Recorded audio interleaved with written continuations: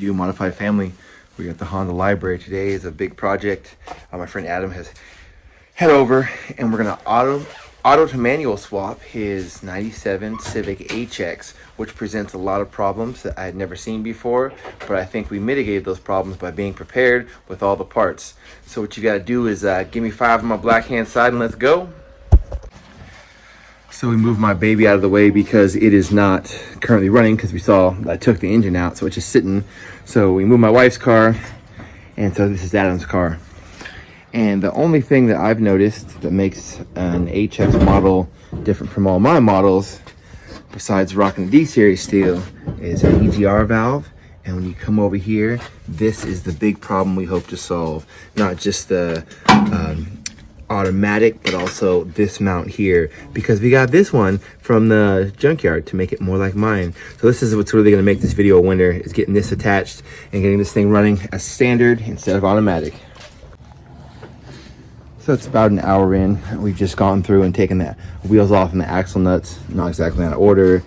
The lower forks are off so that we can pull the axles, but I didn't want to do that till I drained the automatic transmission fluid out, so I did that. Drain plug was right there. That's a service that he had done before, so even though there's a lot of greasy spots on here, that was a really easy thing to get to. Next, I want to get this radiator out of the way. I don't know if it's absolutely necessary, but I'd rather have more room than less, just to make sure nothing's getting damaged. It's a little warm right now. This was cool enough to remove, but this was not. Adam's in the inside, just pulling a lot of the center console stuff. And so there are a lot of videos, there's a lot of good ones about people swapping from auto to manual. And so we're doing everything that everybody else is doing. We're not reinventing the wheel, but what we are doing is just trying to make this as clean as possible, as close to factory as possible. So that's going to be the main focus of the video. So for the sake of time, yours and mine, I'm not recording every single possible bolt we're pulling out, because I mean there is a ton of videos like that. So just systematically pulling everything, keeping things close, putting any small things into a bucket. That way we separate his stuff from my stuff, because it's a whole garage full of stuff. You know what I mean? All right, here we are. So it's about 9:30. So we are 2 hours in. Yeah, I'm not good with the brain math. It took me a second. So we're about 2 hours in. Everything is off. Axles are out. T-bracket is off except for one bolt. We will replace that rear mount completely and the T-bracket, because those are both different, not only for automatics but also for the CVT transmission, which this is. That's what makes the HX a conundrum and different. So we have all the stuff out of an EK manual that we need, including the bracket that we're gonna have to weld on right here. And we can see the 2 spots. We're gonna have to drill some holes to make that mount fit. But yeah, and we have the engine supported, jack stand under the jack under the engine as well.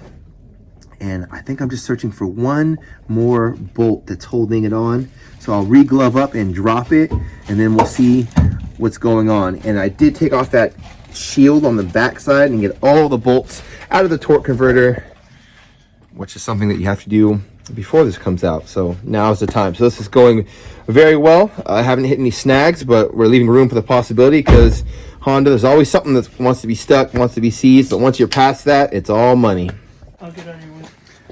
Automatic transmission is out. It drops right out the bottom once all of the bolts holding it out.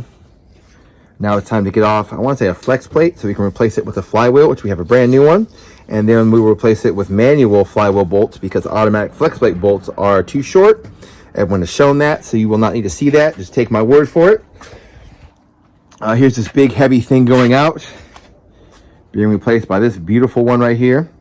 Starters may be the same, but we got a manual starter just in case, and we know that the starter bolts are different. That bottom one is super long, and that's how a lot of things are. Some things are reusable. You just make sure you have everything before you get into this, or else you have a really nice piece of yard art.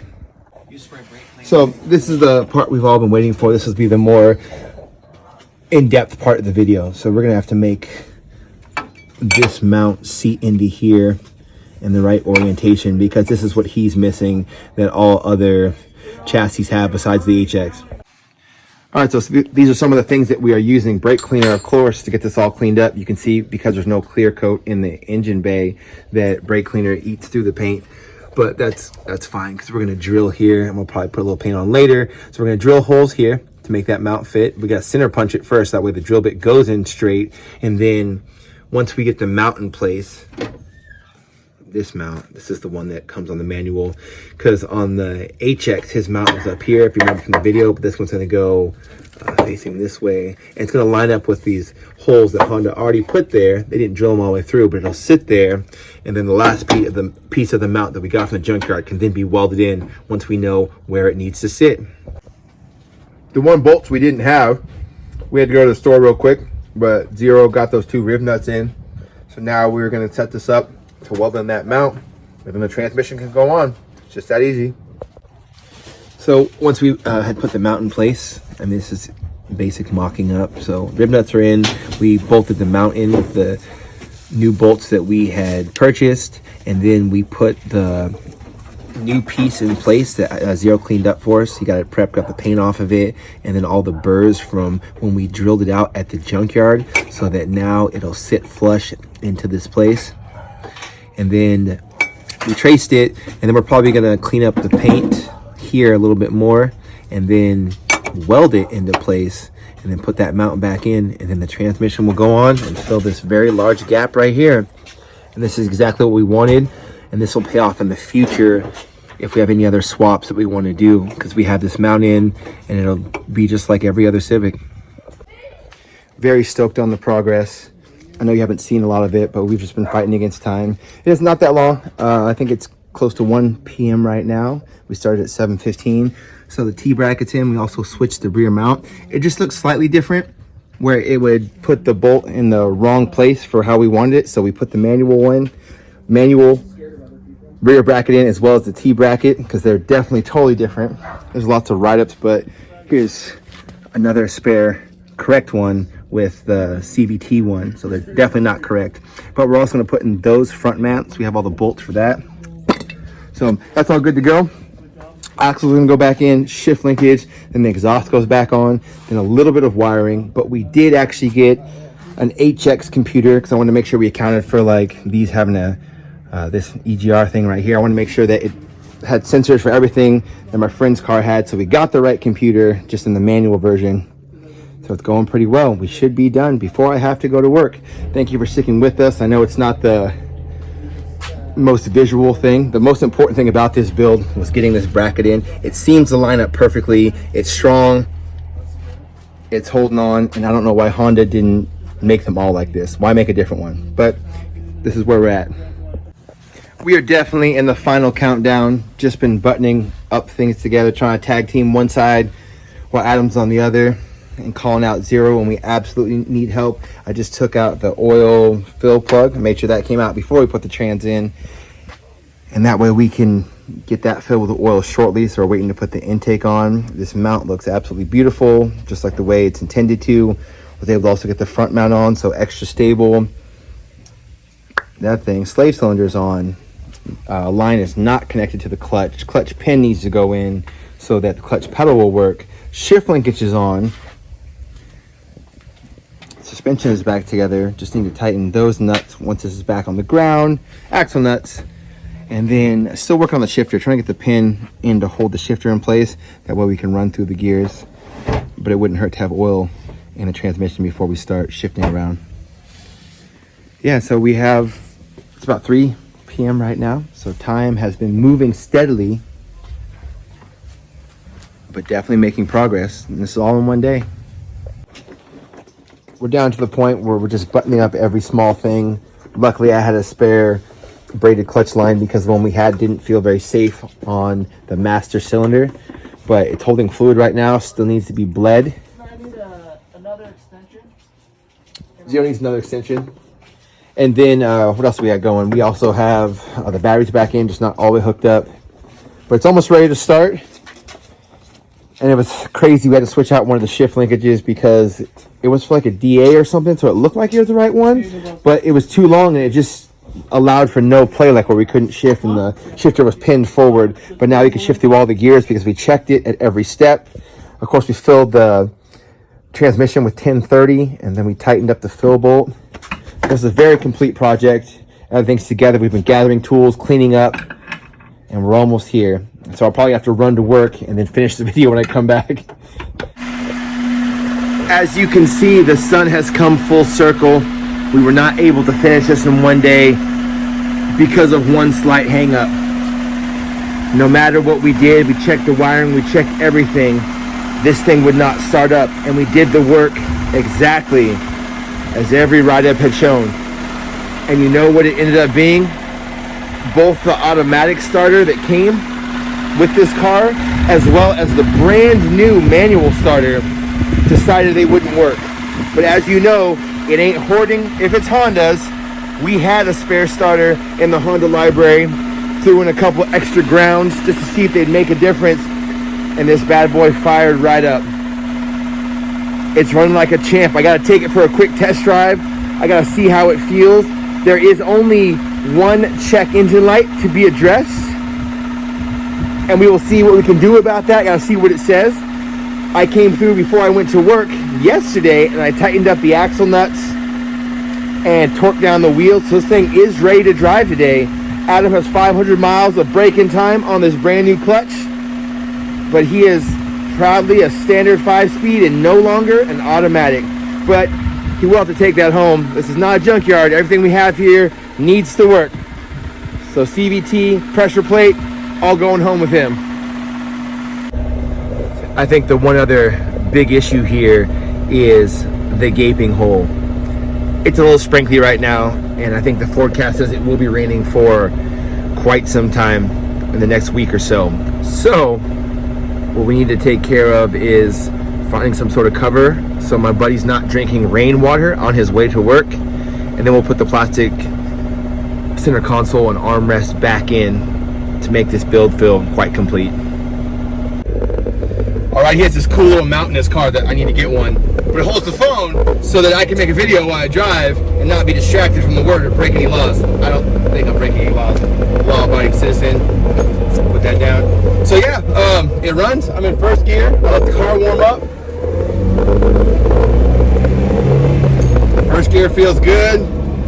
It's gonna be a little choppy because this clutch is a little bit more soft than mine. I wanted to get like a stage 3. Not that the stages really mean much, but I wanted a 6-pump clutch, like a sprung 6-pump clutch. But he went for like a solid disc, and I just don't feel like it has that same grabbing power. And if we would have had more time, I would have loved to open up the transmission and thrown a phantom locker in the differential, and that would make you feel like you got a straight race car with both these wheels are pulling together. I know it's not limited slip, but it's close. So I'm helping to put on some of those 500 miles to break this clutch in. He's like, man, don't romp on it. I'm not gonna romp on it, bro. I'm just driving it normal. I'm seeing how it feels. I'm making sure we didn't forget any bolts on a dirt road. But everything feels fine. So I'm very stoked on this. This is our second auto manual swap. Definitely not something I want to specialize in, but it works. So let's get on the freeway and see how it feels. Maybe we'll have some cool driving shots in the rain.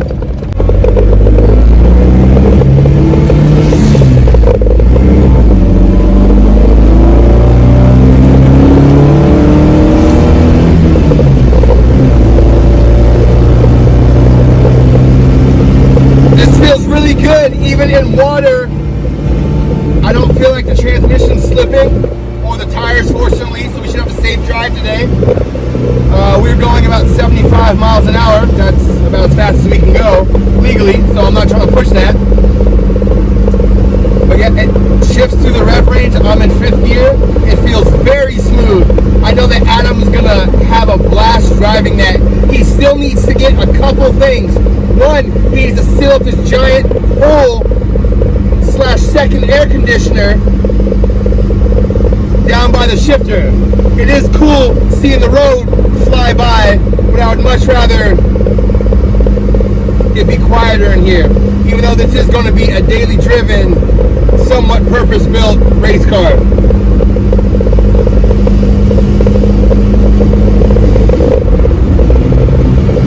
Yep, 4th gear. Let's see if we can rev match it into 3rd gear. 100, no problem. This is 5,000 RPMs. It gets up in that upper rep range. So this is a Civic Hx, so it has VTEC, but it has VTEC E. It's a fuel economy one. But it's still boogies. I mean, I wouldn't go race a Charger or a Magnum or something. But no one's gonna run me off the road. I should be able to climb hills, and I'll definitely be able to take corners well once the strut tower bar is back on. All right, Modified family, I am very stoked that we were able to pull this off. We had all the parts, we had all the tools, we had all the know-how, and we got it done. So after my first drive, Adam had asked me to let me know my initial thoughts. I love EKs, that's why I got so many of them. And so for his car, what I would like is a change in, obviously, suspension. It definitely needs to stiffen up to give him the driving feel that he wants. Since it's not like a super high power build, you got to make it up with awesome suspension. Wheels need bigger ones. These are 14s. I absolutely love these wheels, but they are too small. I don't know what Honda didn't make them in a 15. They're a 14. So moved up to a 15, it would look more like this. It's going to fill up the wheel well, give you a little bit lower profile of a tire, and give you better traction, better handling. So it's going to be super great on that.